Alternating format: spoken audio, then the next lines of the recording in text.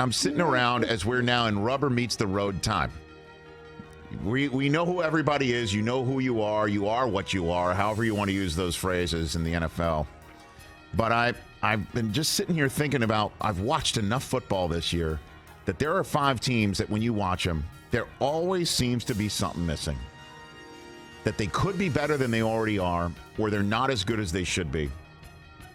And I've got those 5 teams. Number 5 on this list, top 5 teams where there always seem to be something missing. And they're number 5 on this list, opposed to any higher, because of their record. It's amazing that I'm putting a current division leader on this list at 8-4, but you look at the Baltimore Ravens, and there always seems to be something missing.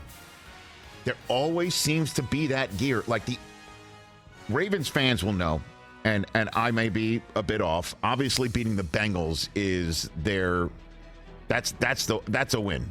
I mean, beating the Bengals and the Bills for them this year have been tremendous wins. Actually, they lost to the Miami Dolphins. Pardon me. The Ravens lost to the Miami Dolphins. Their ability to win football games against tough opponents have really been impressive. Okay. But for me, taking a look at this team, I guess the first 3 quarters against Miami is what I think they can really look like offensively. And they just can't do it consistently. You see what I'm picking up? What I'm putting down? And a lot of it is health. And I think a lot of it, too, is when we talk about the Ravens, they just don't have that receiver. They have a pass catcher. Mark Andrews, like one of the top tight ends when you're just looking at fantasy perspective. They don't really have the receiver in fantasy that you want.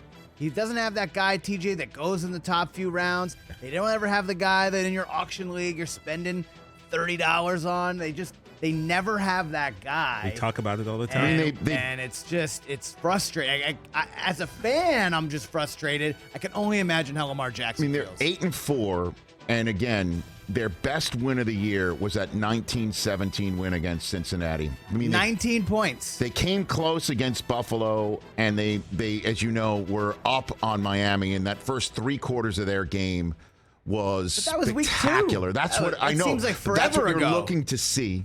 And everything else has been feeling like pulling teeth. Yeah. That loss to the Giants, they lost their teeth. Obviously the loss to Jacksonville. It's just there always seems to be something missing. And that's why I thought maybe Odell could be that guy. But who was the one who said recently that wide receivers just don't go to Baltimore? That was RG3 said that recently. Not wrong. Number 4 on this list, another division leader. But we all know it. Every time the Buccaneers play, there's something missing. I don't know what it is, man. This year, yeah. There's Brady. There's Fournette. There's Evans. There's Godwin. I think what's missing, is Gronk. That's the guy. Not only helped the run game immeasurably, but that's Tom's guy from the red zone in. That's it. And maybe Rashad White can put some games together right now. You're seeing it from the rookie. He did grab that touchdown pass to win it, but the way that they've won their last 2 home games in America, the game that they can't, it's not sustainable. The game they put together in Munich, now that's the team where nothing was missing. It was all there. 100-yard rusher, Devin White running all over the field, Brady making his throws. It was one bad interception that kept the Seahawks alive in that game, though. There just seems something missing. You know what it is, too, team. Rich, is like something's up with Mike Evans. Since week 4, no touchdowns, 1 100-yard game. Just something just seems off with him, whether it's injury, whether maybe it's age finally catching up with him. He's been a great player for a long time. That element in their offense is also missing, and it's just, like you said, just something off. Number 3 on this list, top 5 teams where there's always seems to be something missing. We're going to get more and more obvious as we get to the top, but number 3 are the Denver Broncos. I mean, you watch them, and it is defensively, I don't think anything's missing. They're there. They've got a team that's been putting up enough of an effort and certainly successfully keeping you out of the end zone, keeping the games alive while we watch the offense struggle. It's terrible. It's the paint drying. It's watching a guy in a Hall of Fame career trajectory at quarterback regress week in, week out. Watching the ball from his arms sail out of bounds or bounce in front of somebody or a drop past the running game. The running game has been terrible this year. I mean, I don't know what is missing on offense. I think what is missing on offense is just I know the whole phrase let Russ cook has been so overused, but maybe you just say, Russ, start, there's your one option. When he's not there, then you take it from here.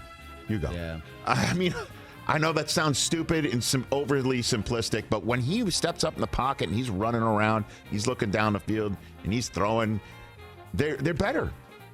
Go fast and let him just go by the seat of his pants. Yeah, losing Tim Patrick in the preseason didn't help. He was a great receiver at the end of last year, and then obviously you lose someone as talented as Javonte Williams. It's going to be a struggle. Number 2 on this list. It's happening again, folks. It's happening again. When you watch the Arizona Cardinals play football, something is missing. And I fear it's chemistry and a rock-solid relationship between the two guys on the screen right there. It's a good photo. Kingsbury and K1. Guys going in opposite directions. Patrick Peterson has his 2 cents on what's missing. You know, less of an I in Kyler, even though it's spelled with a Y. But I don't know, man.